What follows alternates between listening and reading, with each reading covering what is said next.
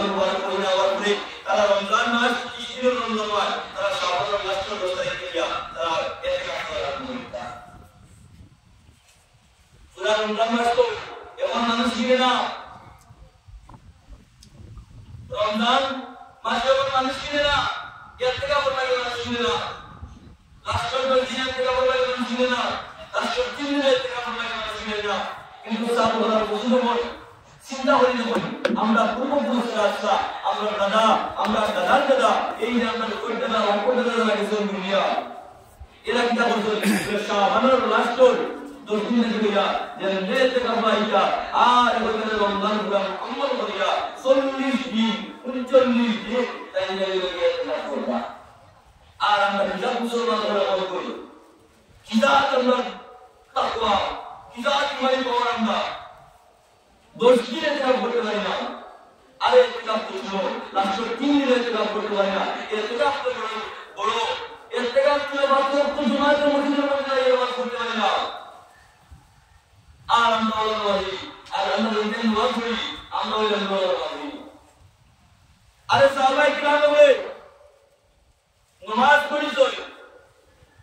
সাহাবায়ে কিরাম বলে নামাজ পড়িছো, জানতানো দিন রমজান সব সামনে দেখতে কইরা এগো সাহাবায়ে কিরাম যখন তিলাওয়াত আরম্ভ করতা, সাহাবায়ে কিরাম ওর চোখের বাড়ি পানি ভাইয়া পড়ে,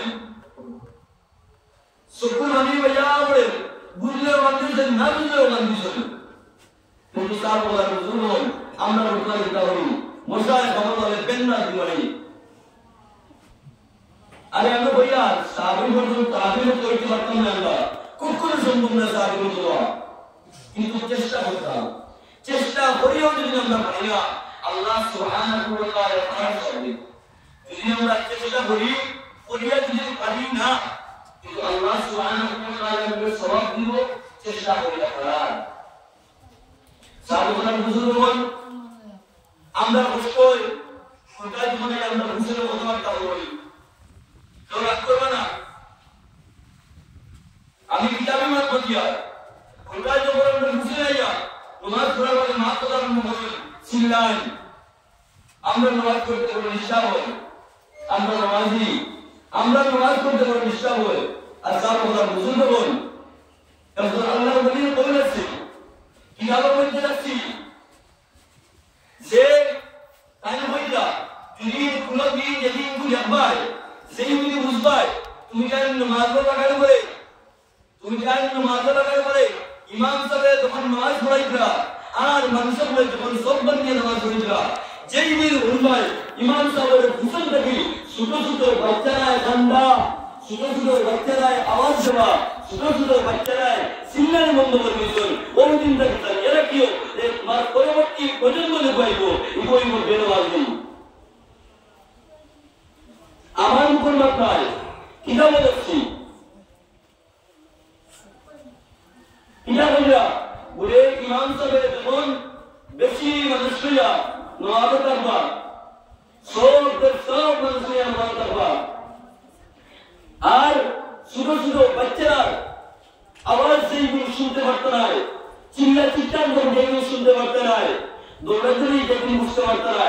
ওই দিন যেন মনে করিয়ে নয় যে তোমার আগে বলা প্রজন্ম যেটা আছে, তোমার নেক্সট জেনারেশন যেটা আছে, এটা মসজিদের প্রতি অগ্রসর থাকতে হয়, তারা বেদবাজি হইব।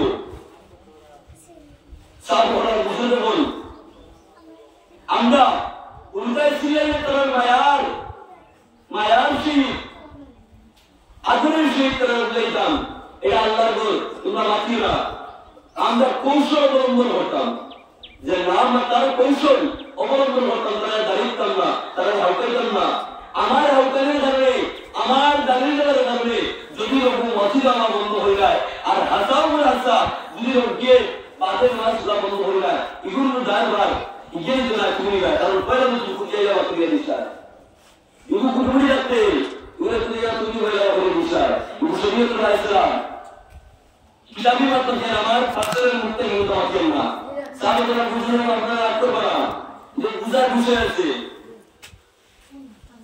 যে এই উল্টা যদি পড়া বন্ধ করলে, মসজিদ আওয়াজ বন্ধ করলে, নামাজ আওয়াজ বন্ধ করলে, আর এই যদি তার জীবন বন্ধ হয়ে যায়, তাই এত গুণাগার হইব, লোকের গুণাগার তোমারে বানাইব লগে গুনাহগার তোমারে বানাইব কারণ তোমার দাঁড়িয়ে লাগি তোমার হকিল লাগি ও যে যেই দিন মসজিদে